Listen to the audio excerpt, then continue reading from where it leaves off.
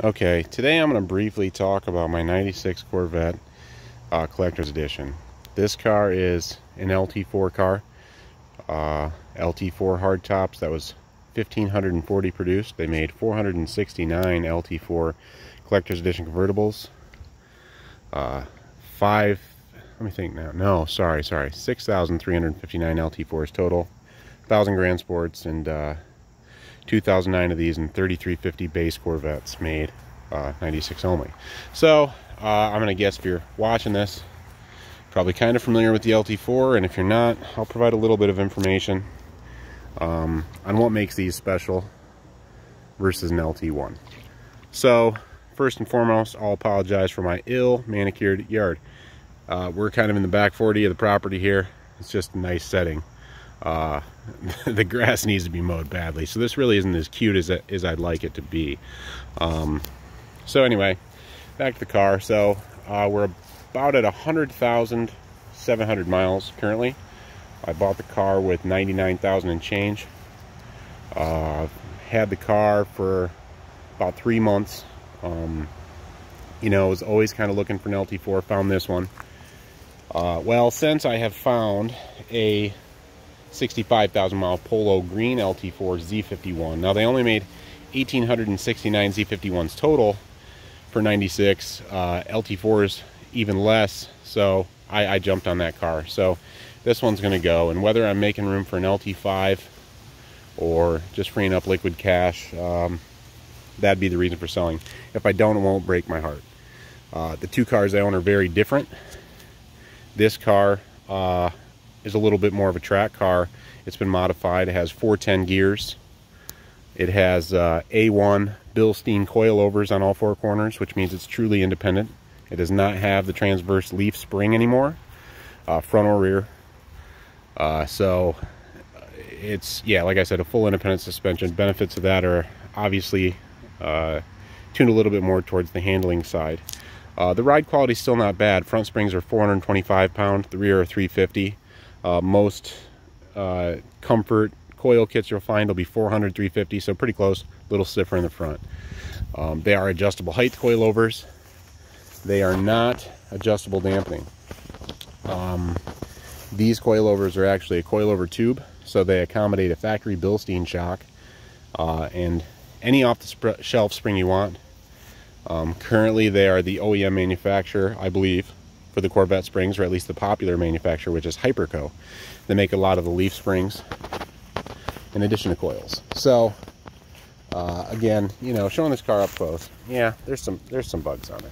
The paint shows pretty nice. I'm gonna say there's no flaws in the paint to speak of. There are flaws around the top edge here. Some of the black, it's not as black as it should be. The front lower splitter here, well, not splitter, it diverts air into the radiator. It's broken. Now this isn't the best place to show it. You can't really see. It's cracked. Those are cheap, no biggie there. I will replace it. It's probably about 50, 60 bucks. Just haven't got to it. Like I said, I have not owned the car a terribly long time. I've had it long enough to drive it about 1,000 miles. Good fun. Runs great, doesn't miss a beat. With the 410s, it gives a pretty good jump out of the hole compared to my stock 345 rear end LT4. This car also has custom PCM tuning, has long tube headers, an off-road X-pipe, and it has Flowmaster X-Flow series mufflers. So it has a nice sound. It's definitely making some power. So I took this car to the drag strip once. I ran a best ET of 13.1179, a best miles per hour of 108.67. That was with a 2.04 60 foot on the best ET. So also 3/4 of a tank of gas and an 87-degree day. So quarter tank of gas, a 1.950, maybe 60 foot. This thing's gonna run a 12.99 something, but it'll be in the 12s with a sticky radial and a 1.8 60 foot. You know, it could be a 1280 car, which a lot of people don't realize. These are a lot quicker than an LT1 car. So some of the modifications, like the long tubes, do a lot for that. They do, you know, give 15 to 18 horsepower in the high end. These cars were rated at 330, 340, 330 horse, 340 torque, versus the LT1's 300, 330. Some say it's conservative, It's not my debate, and this isn't the time or place. I don't know. I don't think it's underrated. I think that's about right. It might be more, you know. So some specifics about the LT4. I can direct you to a good place for information on that. But the LT4 had 10.8 to 1 compression, whereas the LT1 had a 10.4. Had not just a bump in compression, but a totally different head design. It had a larger intake port, and again, some of this research, I don't know all the specs, but you could get them if you look it up, but I'll just kind of go over them quickly. Had bigger injectors, had a different camshaft. It also had a different cut on the crankshaft, relieved and radiused, more suited for a high RPM operation. It had a different balancer, it had a different intake. The pistons were different. I think the bearing cap material was different. They have a 6,300 RPM fuel shutoff versus 58, I believe 58 or 57 in LT1. They make peak power at 5,800 versus 5,000, and peak torque at 4,500 versus 4,000 for the LT1 respectively. So a higher RPM motor. Now this car specifically also has, let's see, I think I covered all the modifications except for one. This has a black tag ZF 6-speed in it. This is an earlier 6-speed. This is the era that was actually manufactured in Germany in the earlier times of the 6-speed Corvettes. Now has a different gear cut, a few differences. Some say these are good for about 450 foot-pounds of torque, whereas the regular ZF blue tag, which is what this would have had from the factory, are rated for about 400 foot-pounds. In addition to that, this also has a reverse lockout, which the other doesn't have. So you know, whatever. Just, you know, little things to make the car a little bit more set up to be sustainable, to take power and to do track days, and even just for spirited driving, you know what I mean. It is a noisier transmission than my other ZF. It does make some gear noise from the different cut, but again, this is for the driver. If you're looking to collect one and stash it in a barn, I guess, you know, yeah, this really isn't that car. This is one that you want to drive.